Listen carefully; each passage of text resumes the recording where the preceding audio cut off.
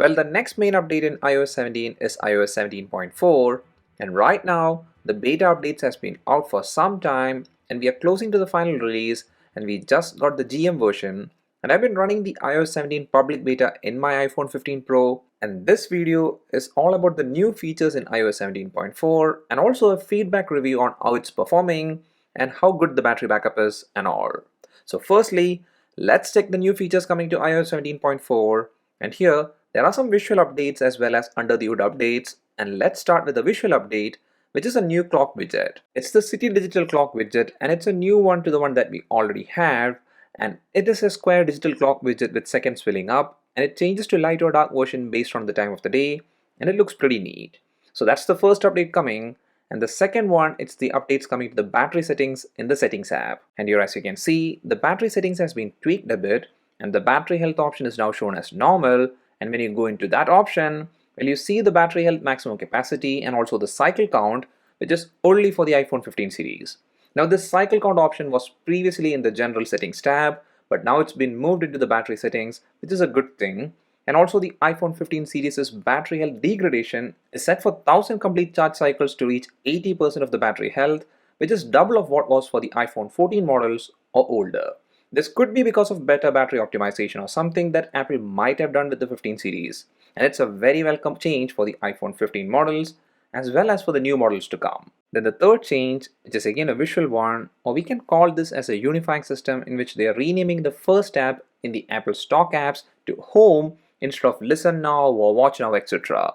Like for example, in the Music app, the first tab is now called Home. Similarly, in the TV app also, it's called Home instead of Watch Now. So this is like Apple has unified every first tab as Home. Then moving to the fourth update, well, it's in the Podcast app, and it's the addition of voice transcripts.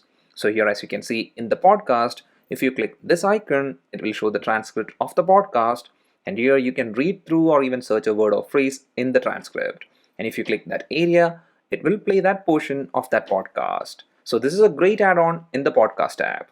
Then the fifth update is that game streaming apps will now come to the App Store. So this means that Xbox Cloud Streaming, GeForce Now, etc. can come to the App Store as apps. So you don't have to anymore depend on web versions of such services. Then a major thing coming is in the EU, where alternative app stores can be used to install apps, which basically means in EU, side loading of apps is possible, and similarly, third-party browsers can use their own default browser engine, and even third-party mobile wallet apps will be able to access iPhone's NFC chip for contactless payments. Now in iOS 17.4, this update is only coming to EU. Then the seventh update is that new emojis are now available, and some of the new ones are two forms of head shaking, then a brown mushroom, a phoenix bird, and also there is now a broken chain emoji, and so on. Then there are updates coming to CarPlay, in which there is a lot more flexibility, where you can move your maps from the right side to the center screen, etc. Now this CarPlay feature update will only be available on supported cars. Then an under the hood update is the new iMessage security protocol, which is the post-quantum cryptographic protocol, which is PQ3, and according to Apple, it advances the state-of-the-art end-to-end secure messaging. Then the 10th change or update is to stolen device protection settings, where now there is an option to enable stolen device protection always or away from familiar locations. And here if you choose away from familiar location, if you're connected to a home Wi-Fi and you turn off this setting, the setting will turn off instantly. But if the always option is chosen and you try to turn off the stolen device protection, a security delay will start for 1 hour, and only after that the setting will turn off. Then Siri gets an update for message readback in different languages. Then there is updates to the Wallet app, where you can add a virtual card from Apple Cash to make purchases on websites that doesn't support Apple Pay.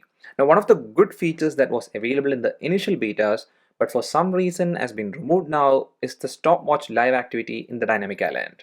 It was a handy feature, but now in the final beta, which is the GM, that feature is still not there. So that's all for the main changes in iOS 17.4, and it's a pretty good update with some visual changes and a lot of tweaks, and also EU is going to benefit a lot with side loading apps, etc.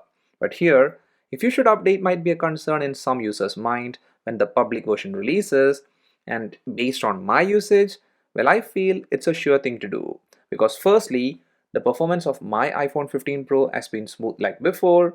And also one thing I have noticed is that there is no heating issues with intense usage, which is a big advantage. So the user experience in iOS 17.4 has been pretty good. Then secondly, the battery backup has been a plus in iOS 17.4. I didn't see any battery draining issues, at least with the last couple of betas, and I've been hitting that 5 plus hour screen on time regularly with moderate usage. And thirdly, if you're wondering about any app crashing, well, there wasn't any such issues, and also for people worried about display getting issues after updating, there was no such issues happening with the beta versions. So I guess that's everything about iOS 17.4, and it's an update that is a welcome one. So that's all for this video, guys. Hope you liked it. If so, a like is much appreciated, and also don't forget to subscribe to the channel so that you won't miss our future contents. See you again in the next one. Till then, bye.